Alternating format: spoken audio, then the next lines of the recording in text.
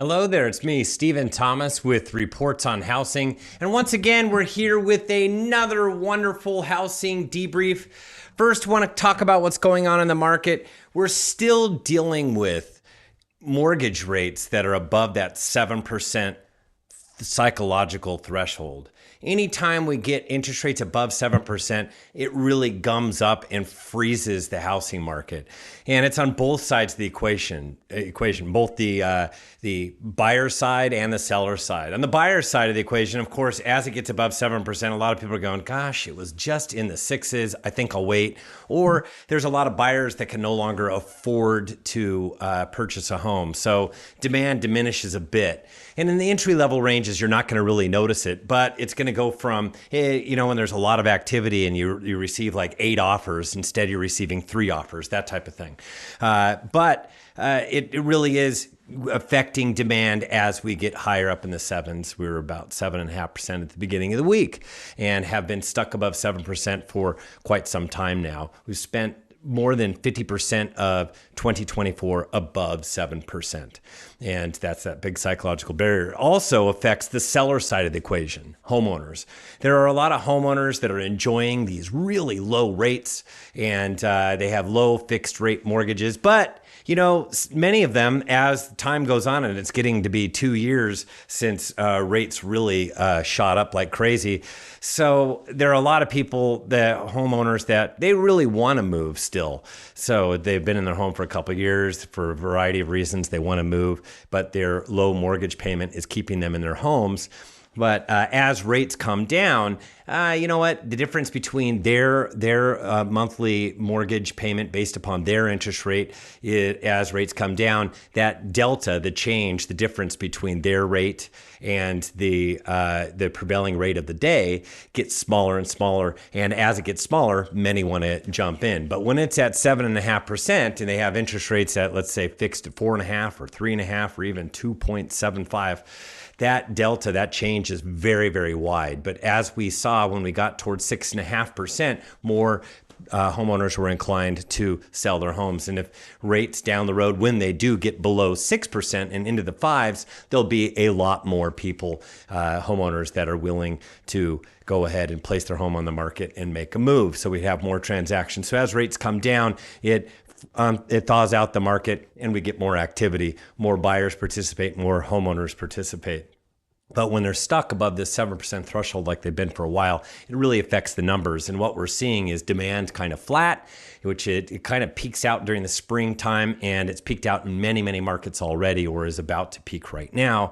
And the inventory has been rising, which it typically cyclically does, but it's rising a lot more than it has than last year. It's rising more like between last year and 2022. So we're getting a quite a bit of a rise in the inventory. So if you have a rising inventory, which is still way off of pre-pandemic levels, but if you get a rise in inventory and demand is flat, what's happening is if you're in the marketplace, you can actually feel a slowing effect. And this is happening right smack in the middle of spring. Here we are in May. The spring market actually lasts until right at the very, very beginning of June, because there's a lot of distractions. Summer begins and there's a lot of graduations and such. So that's what's going on in the market right now.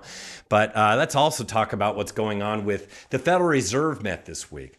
So I'm only going over a couple other things that affects mortgage rates, because as I've just illustrated, we need to get below 7% to kind of thaw out the market a little bit. And we're stuck right now above that 7% threshold. The Federal Reserve met this week for the Federal Open Market Committee meeting, and Jerome Powell had his speech as well as Q&A on Wednesday. And on Wednesday, they said rates are remaining the same. They do not see raising rates. Instead, they're still in the camp of reducing rates as soon as they see enough signs in the economy. And so had that speech, That's exactly what he talked about. He actually also in this speech talked about stagflation because it's a Google term that so many people were searching to figure out what in the world stagflation is. We talked about it in last week's episode, and that's just when inflation is going up really rapidly as well as the economy is cooling or going negative. So when you have a combination of both, that is it's you can't really fix it because that's the Fed, one of the things they like to do when the economy cools is bring down the short-term rate. So they bring down interest rates to kind of drive the economy, but they can't bring down interest rates when we have inflation going out of control. And that's why they've been talking about stagflation. But he said he doesn't see the stag and he doesn't see the inflation. And it's exactly what we talked about last week. So markets liked what they had to hear, and we saw that rates came down a little bit on that day. And this is also jobs week. So we had a couple of numbers that everybody wants to pay attention to, and that is job openings and then jobs Friday. I'm actually filming this rather than on Thursday. We're filming this on Friday, and here we are. It's Friday, Jobs Friday, May 3rd. And what happened with job openings, which is towards the beginning of the week, actually job openings came down a lot further down than expectations. So it was a negative, as a positive for the report, but a negative on jobs. And then today being when they release the number of jobs that were created, it was way down, less than expectations. So a combination of that, the Fed meeting, and also Jobs Friday today, we've seen interest rates that were all the way up at 7.5% that have since come down to about 7.25%. So we've already seen 0.25% coming down. And you can see if you get more and more of these economic numbers that come out that are below expectations, you can imagine that we can get from 7.25 back under that 7% threshold, which would open up the marketplace quite a bit. So that's what we're waiting for, to see more of the numbers. More of the numbers are going to come because here we are at the beginning of the month. We're only at May 3rd, and we still have a series of economic data points to watch over the coming days and coming weeks. But let's go into this week's episode titled, Are Home Prices Rising or Are They Falling? And you would think that at 7.5% interest rates, you would think that interest rates are falling. But you have to understand that at 7.5% interest rates, the 7.5% interest rate is pit up against the spring housing market. So it's a combination of the two things at the same time. And so really, because it's the spring, we're still getting some activity where we're seeing values go up, just not screaming up higher like they were in 2020, the second half of 2020 through the first half of 2022. But and not as fast as they were going up last year during the spring, because we had interest rates a full point less leading all the way up to May. In May, the year-over-year differences look like they're going to be a lot more similar. So it'll be interesting to see as interest rates fall that year over year we'll actually get interest rates that are less, and we should have a market that opens up a bit more for this coming summer on. That's kind of the way things are lining up. But so what do the prices look like? And there's a whole bunch of home price indices that are out there. The one that we like to follow is Freddie Mac's Home Price Index. Case-Shiller has one. ICE, which was formerly Black Knight, they have one. There's a number of them that are out there. Zillow has one. We look at them all, and they all kind of jive together. And we even look at National Association of Realtors has median sales prices, and median sales prices are a lot more jagged, but these are smooth. The home price indices, not median home prices, and it really foretells kind of where we are at. And this is from Freddie Mac's Home Price Index. This is the United States, and you could actually see, I'm going to zoom this in, and you can actually see that going all the way up till June of 2022, values were scorching higher. And then we had rates. They started at 3.25 and made their way all the way up to 7.37% in October. which was quite large. And as a result, we had prices that came down more than they normally do during the second half of the year. Normally, we get this pull higher during the spring, and then the second half it comes down. And then we had this is 2023. You could see how much it came up in 2023 from the bottom of 2022, and then it went down slightly for this towards the end of 2023. And then we're off to the races in 2024. And that's where we are right now for the United States across the board. And but I'm going to slice up some of the markets a little bit differently right now. But first, I want to bring in our sponsor.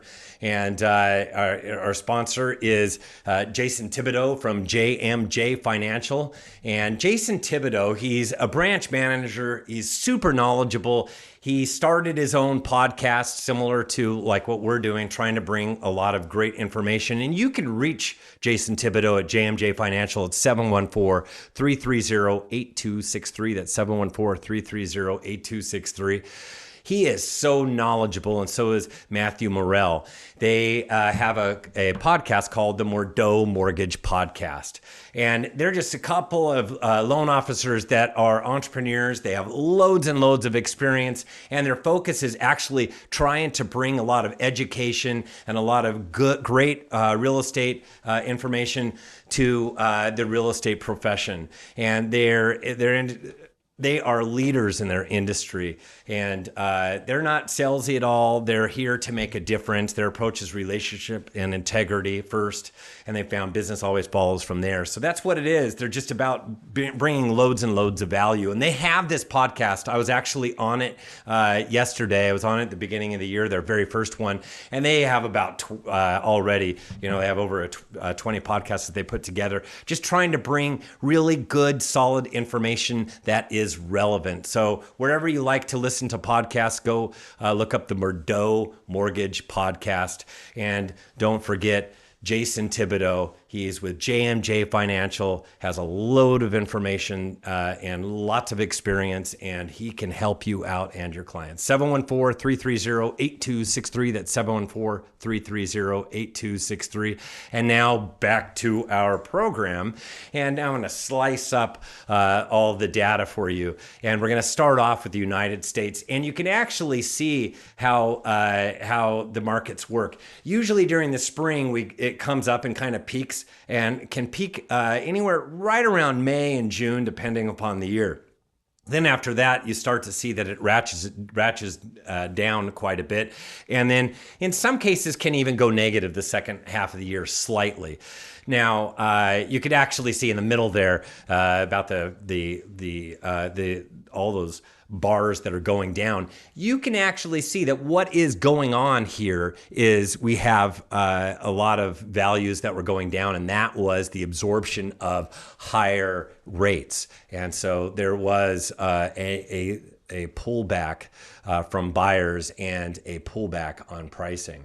But so far, they're up 6.6% year over year. And you could see also that it's up 1.4% month over month. Now, more interesting is we're going to compare everything to the 2022 peak before values came down. Then they went up in 2023, came down a little bit at the end of 2023, and then they're up again in 2024. So where are we right now as of March? Well, for the United States, it's up 4.4% from the 2022 peak, which means that March was a great number and was an all-time high for the United States. And this is California. It's up 7.4% year over year, up 1.9% month over month. So a big gain this last month.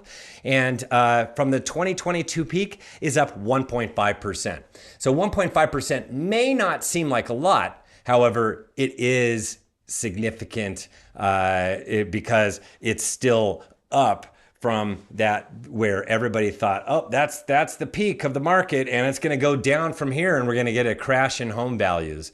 And then let's focus in a little bit on LA and Orange County. You could see in LA and Orange County up 9.6% year over year, up 1.6% month over month, and up 4.2% from the 2022 peak.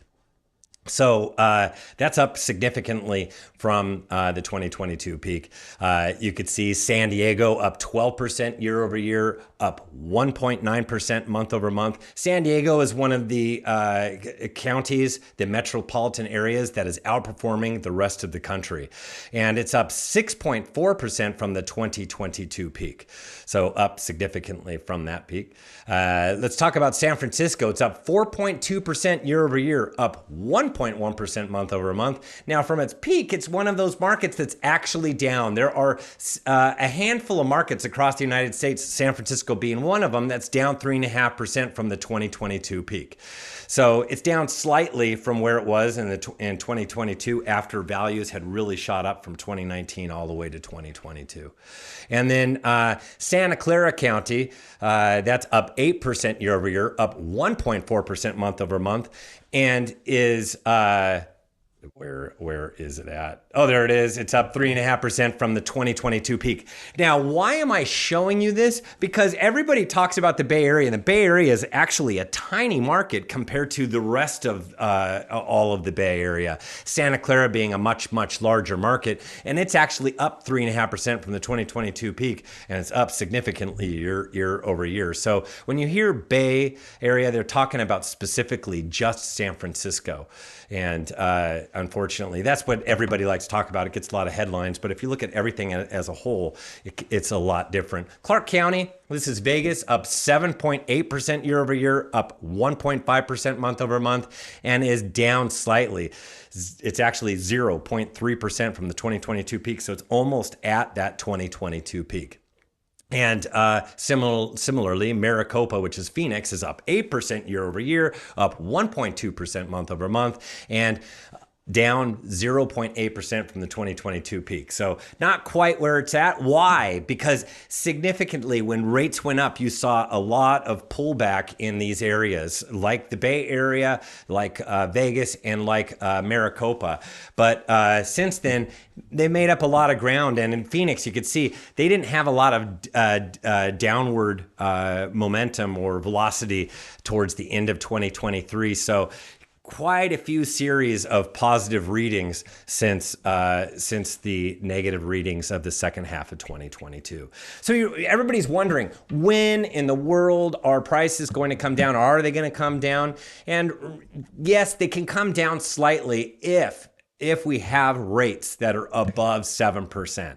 Because right now there's not a lot of pressure, and pressure is what it takes.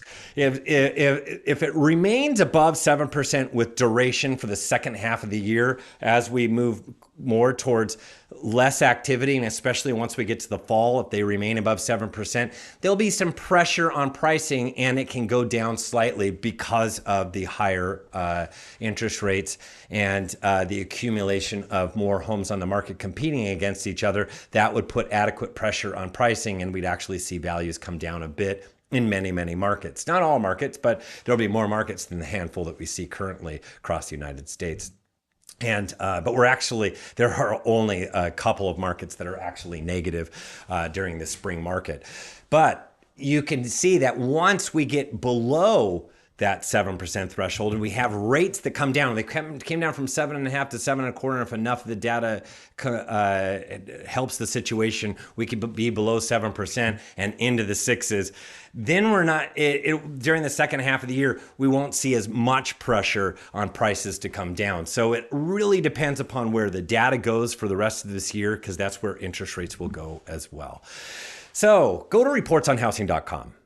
And if you like what you see, we have reports that dot all over Southern California for each of the various counties. We have a Bay Area report. We also are about to launch next week both Phoenix, Maricopa, and Vegas, Clark County. Those are coming. I'm flying into both Phoenix and Vegas next week to launch those reports. And if you like what you've seen, you know what? Subscribe to this channel, and please like the content, because that helps with the YouTube YouTube algorithm so more and more people can see this kind of information. It's called The Real Truth. That's what it's about. We're trying to cut through all of the noise out there, and we do not have a narrative we're going by. Instead, we're trying to show you what's really going on in the marketplace.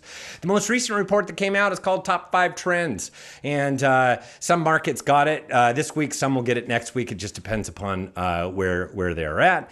And if you want a free month, utilize the coupon code PRICE for a free month, because that's all we have. That was it. Nice and short and sweet. Wanted to bring it to you as quickly as possible. I hope you have a fantastic finish to your week. Have a wonderful weekend, and we will see you on